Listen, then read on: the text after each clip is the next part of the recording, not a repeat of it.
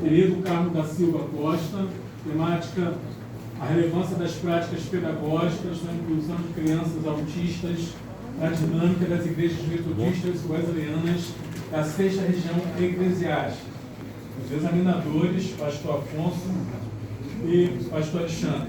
Logo após, Maria das Neves, Vânia Baiano, Viviane da Silva, Ana Paula Santos e Rosângela. Terminamos com Érico. Poxa, ela podia deixar de ser a última.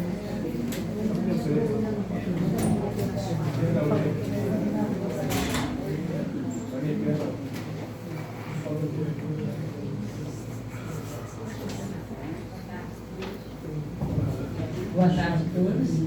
Pai do Senhor Jesus.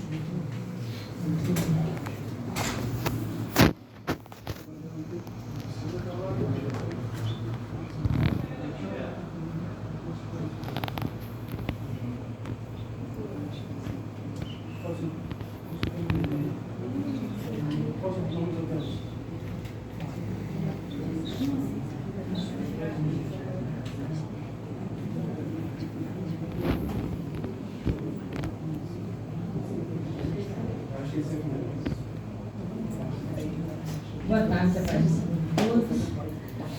Como foi dito já, né? O meu tema é a relevância das práticas pedagógicas na inclusão de crianças autistas na dinâmica da Igreja Metodista Wesleyana. E esse tema tem como objetivo trazer a reflexão do papel da Igreja, né? Como o cumprimento da missão de Deus, né?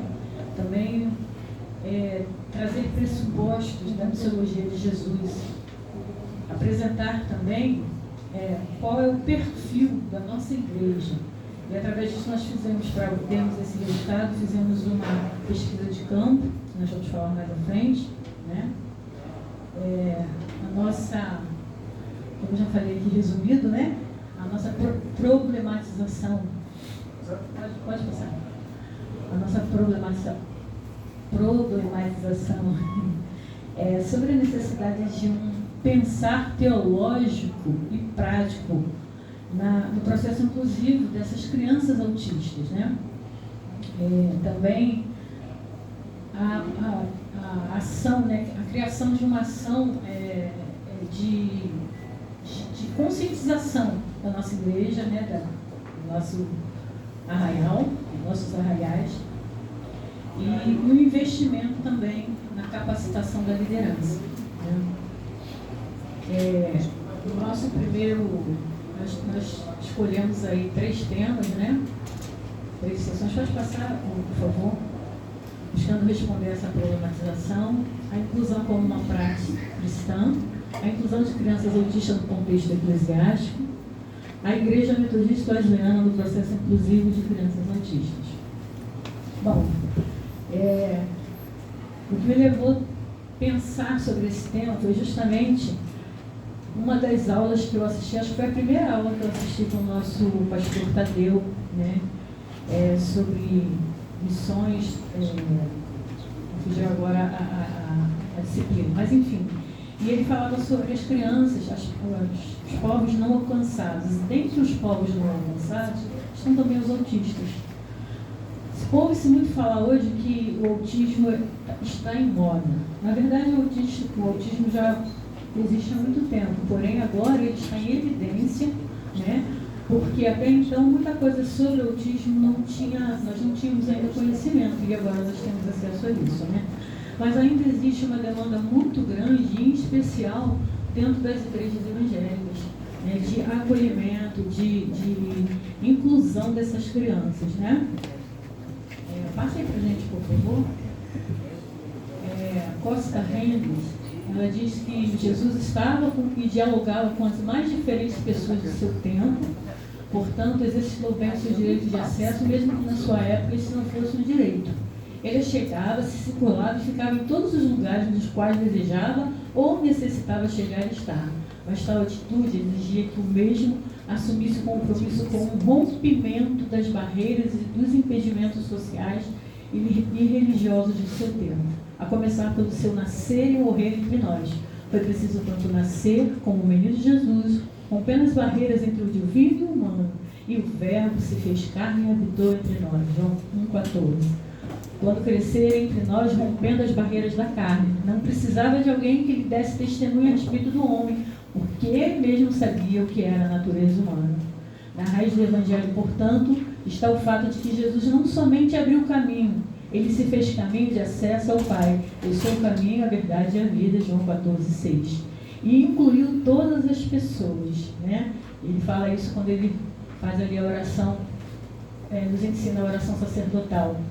E nossa primeira sessão fala a respeito dessa inclusão que começa, é uma prática cristã, e nós começamos a observar isso já no tempo de Cristo, né? Ele é o que deu o maior exemplo disso, e Costa Hendricks coloca isso muito bem, porque ele se fez carne, ele rompeu com as barreiras, né, do humano e o eterno, né? Ele se fez carne e habitou entre nós para que se cumprisse através dele o plano da salvação. Hoffman também, né, que Emílio Figueira cita, dizendo que Jesus ele denuncia o uso ideológico da lei.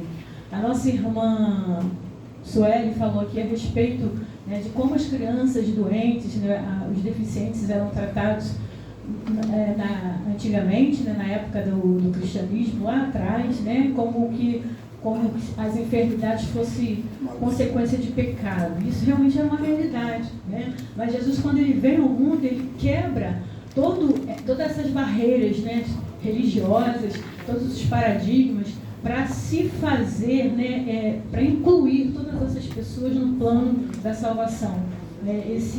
Essa citação diz, né, lá no finalzinho, certamente, não vou ler ele todo, conforme Hoffman, Abud Figueira, Jesus denuncia o uso ideológico da lei.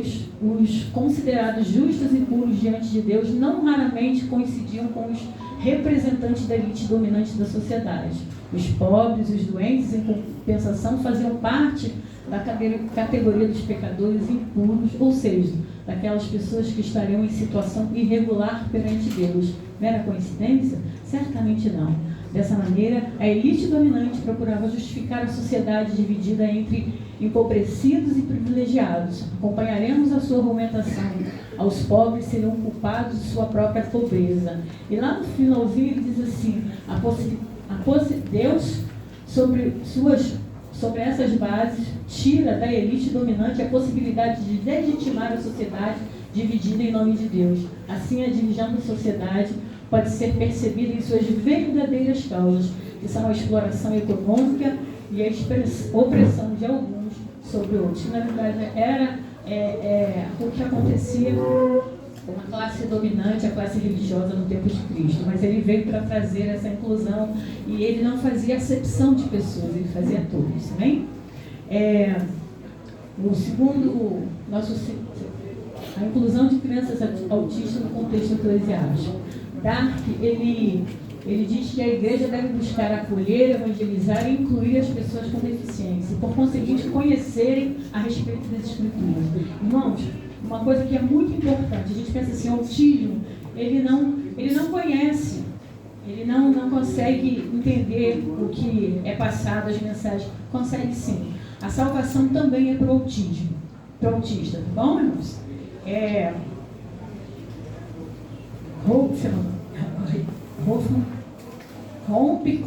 Diz que Cristo rompe com as barreiras da lei e que ele escolheu o que estavam na margem. Quando Dark faz esse pronunciamento, essa citação, ela fala algo muito interessante, porque ela diz que ele se fez o caminho, ele se tornou o caminho para que desse acesso a todo aquele que precisasse, a todo aquele necessitado para se chegar a ele. Essa foi a maior prova de inclusão que o Senhor Jesus nos dá. Dark, ele fala sobre o acolhimento, sobre o acolhimento, sobre o trabalho evangelístico, e a necessidade de se acolher essas famílias, que muitas das vezes, irmãos, elas são excluídas do meio evangélico, elas chegam, às vezes chegam, mas não continuam ali, não porque elas às vezes são maltratadas, mas às vezes é porque elas são mal entendidas. Muitas das vezes os homens, pode passar, meu irmão, as pessoas acham que a criança está ali fazendo bagunça, que ela é mal educada, e às vezes a pessoa que está fazendo isso, ela não faz isso por maldade, ela faz até por falta de informação. Eu gostaria de dizer que Marcelo Martins, quando ele fala da família, ele fala a respeito do grupo de apoio, que é uma necessidade. Muitas das vezes essas famílias, elas não têm um apoio, né, aonde elas congregam, e por causa disso elas acabam evadindo da igreja, e há essa possibilidade. Marcelo Martins fala sobre a poimênica, né, que é algo que não é só para o pastor, mas é algo que é para ser realizado por toda a igreja, que é o cuidado com o próximo, cuidado com aquele que está ao nosso alcance, amém? Glauco e Ângela Ferreira, eles falam que há, no terceiro, eles dizem que há as necessidades dos autistas são diferentes, e não é o papel da igreja cumprir aquilo que, como a irmã Sueli falou, cumprir aquilo que é dever da família ou dos governantes. Porém, essas famílias, muitas das vezes, o único apoio que elas têm é a igreja. Então, nós como igreja, nós não vamos cumprir esse papel, mas nós podemos sim, de forma amorosa, acolher essas famílias e poder dar a elas um pouquinho melhor, né? Um pouco mais de amor e de carinho, de compreensão. Mas para que isso aconteça, é necessário que haja um investimento amém. Que haja investimento nas escolas dominicais, nas pessoas que educam, né, que trabalham com a educação cristã dentro das nossas igrejas.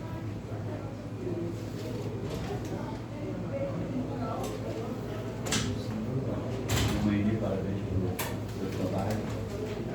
A irmã, desde o começo, falou da questão da escolha do assunto, contou uma aula. Eu queria que a irmã expandisse mais a respeito dessa escolha, porque uma das dificuldades ou um dos grandes desafios do graduando é definir o termo, o assunto, e como é que a irmã chegou até ele. E perguntando também, irmã, que supondo que a irmã receba uma notícia, quem sabe o próprio pastor Miguel, seu trabalho chegou ao conhecimento da liderança da CIS, da região eclesiástica, já está separado para 5 minutos para você dar uma palavra fruto do trabalho que você fez lá no seminário. Qual seria a mensagem da irmã para a liderança da CIS da região eclesiástica? A primeira pergunta aconteceu, como surgiu esse tema, né? Como eu disse, dentro de uma aula com o pastor Tadeu, né?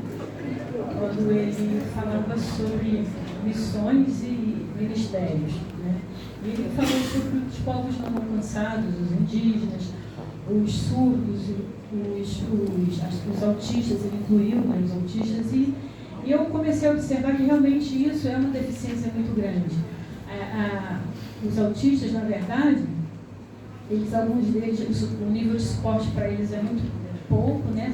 São 3 níveis de suporte 1, 2 e 3, mas às vezes essas crianças chegam dentro da igreja e elas não encontram um ambiente propício, né? Porque elas têm estereotipias, elas são sensíveis a certos ruídos, né? Há muitos estímulos no ambiente. E quando a gente pensa nisso, a gente normalmente pensa assim, poxa, mas como é que eu vou fazer? Dentro da igreja tem tudo isso. Qual seria o ambiente? Como fazer isso? Mas existem práticas pedagógicas, né? E interessante que não é algo assim pronto, que eu posso dizer assim, vai fazer isso e vai dar certo com aquela criança. Não, porque as crianças, cada uma delas, elas agem e têm respostas diferentes, né? Então, mas há coisas simples. eu assistindo ao vídeo do pastor Glauco Ferreira, que é um pastor que trabalha dentro dessa área de inclusão da Igreja Metodista, ele estava falando a respeito de algumas coisas muito simples. As crianças, normalmente, quando estão dentro, por exemplo, de sala de aula, elas têm que, de alguma forma, elas têm que controlar ali, os seus estímulos, né, as suas, e aí elas não... Como fazer isso? Muitas das vezes o professor, ele não sabe, principalmente dentro das nossas igrejas. E ele fala de se colocar uma cadeira, com essa cadeira um pouquinho mais alto, para que a criança possa ficar com os pés suspensos. E aquele movimento ali de ficar com os pés suspensos vai fazer com que ela consiga se autorregular. Coisa simples, às vezes um quadro, né, porque eles são muito apegados à rotina, né, e assim, são coisas simples que a gente pode aplicar dentro das nossas igrejas. Nós temos lá na nossa igreja 2 crianças diagnosticadas com autismo, né, e tem uma, né, pastor, que a gente ainda não tem o diagnóstico, mas tudo indica que é. E eu já fiquei com essas crianças. E isso também me chamou a atenção, porque uma delas uma vez deu uma crise e eu não sabia como agir com aquela criança, porque eu ainda não tinha conhecimento na época, não estava estudando sobre. Então isso é muito importante, né? Em relação a outra pergunta que o pastor nos fez, eu falei aqui que nós fizemos uma pesquisa de campo. E é muito triste saber assim, que dentro da nossa igreja, assim, a média é de uma criança autista por igreja. Dessa pesquisa que foi feita dentro da 6ª região. Eu fiz um aplicativo, né, na internet, os pastores responderam, e assim, uma criança. Aí eu fico pensando, mas as estatísticas dizem, né, que tem havido um crescimento vertiginoso de autistas, de crianças diagnosticadas com autismo. E onde estão essas crianças? Onde estão essas crianças? Será que elas não estão ali do nosso lado esperando que nós possamos ir lá e alcançá-la? E se a gente alcança uma criança, a gente sabe como lidar, né, com aquela criança que é autista, a gente vai poder alcançar os pais daquela criança e de repente uma outra criança que é autista também vai dizer assim, eu quero estar lá, né? Foi falado aqui, alguém, eu não lembro quem, quando teve oportunidade, falou aqui também a respeito de vocação e qualificação. Nós, nessa pesquisa, eu observei que nós temos uma média de 75% dos professores de escola bíblica dominical, eles são da área do ensino, ou pedagogos, ou professores.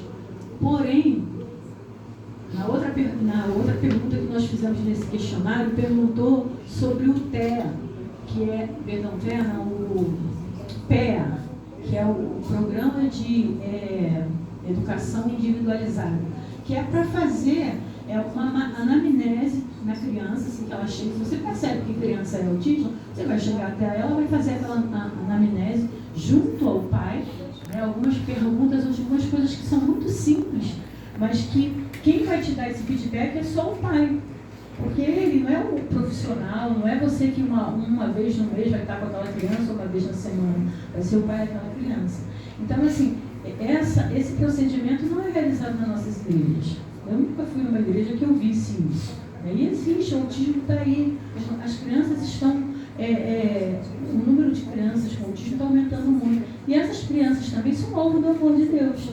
E eu não posso dizer que eu amo a Deus se eu excluo uma pessoa como essa. Aí, voltando àquilo que a irmã falou, a irmã Cristiane falou a respeito da vocação ou qualificação. Claro, a vocação é muito importante, mas também é importante nós nos qualificarmos, porque se eu não sei nada sobre o autismo, que é o caso que eu estou falando aqui agora, existem outras questões também, mas sobre o autismo, eu não sei como lidar com uma criança autista, como é que eu vou poder acolher, receber essa criança e a família dela na minha igreja? Que rede de apoio eu vou ser para ela?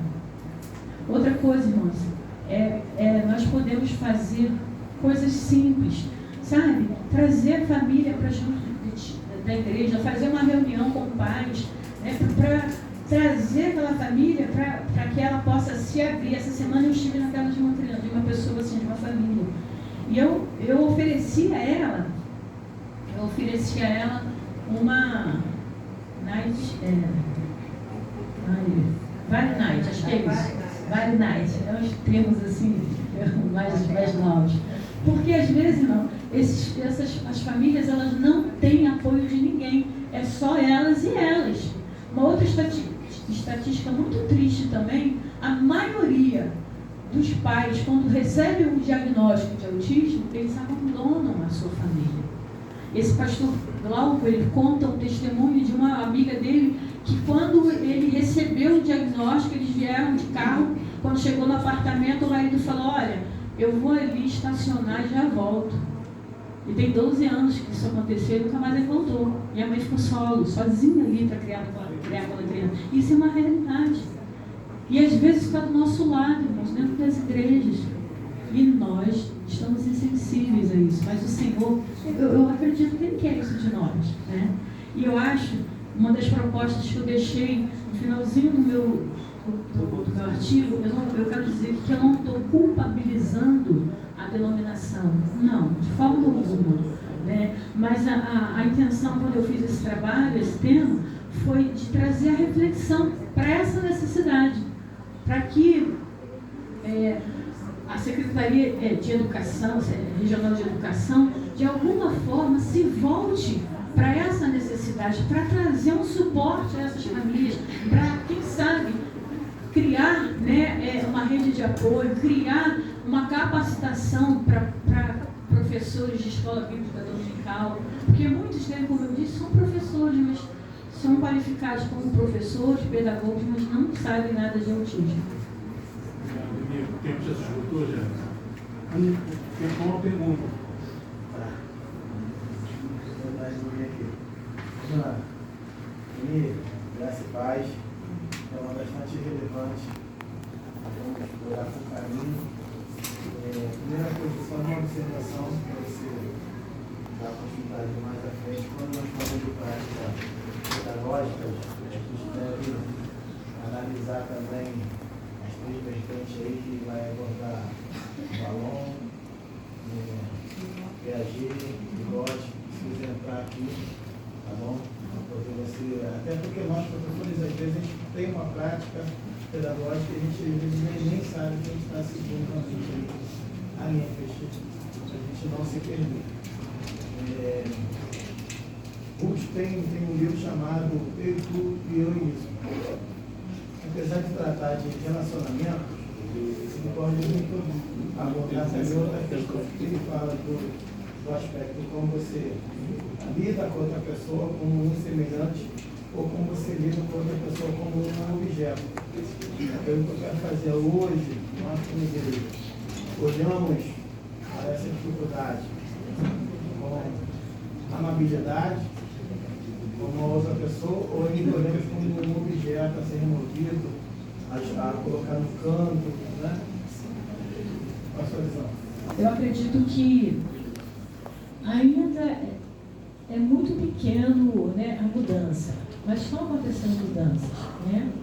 E a falta de informação, ela acaba fazendo com que o contrário aconteça. Às vezes as pessoas repudiam, né? Uma dessas pessoas lá da igreja, ela falou que ela ficou muito triste um dia, porque o filho dela ela comprou o abafador, né? Colocou no ouvido da criança e ele não para, você sabe disso, né? De lá pra cá. E ela recebeu alguns olhares, assim, tipo, porque as expressões falam muito, às vezes você não precisa falar, mas ela percebeu isso. Ela falou, ela recebeu alguns olhares de alguns irmãos, tipo assim, você não está cuidando desse garoto, para que essa palhaçada? Sabe? E ela foi para casa muito, muito triste. Então, assim, eu acho que a igreja ainda pega muito nisso, nós precisamos melhorar, né? Precisamos investir nisso, e acho que o melhor caminho é a informação, porque muitas das vezes a gente erra porque a gente não sabe. Obrigado, professor. Então, eu aprendi uma lição primeiro.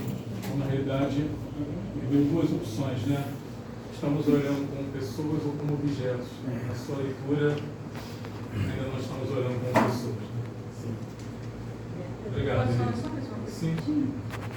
E isso é tão grave, irmãos, que eu ouvi uma mãe que recebeu o diagnóstico e falou assim, eu vou mudar de casa, eu não vou falar para ninguém que o meu filho é autista, eu não quero, eu tenho vergonha. Será por que ela falou isso? Obrigado.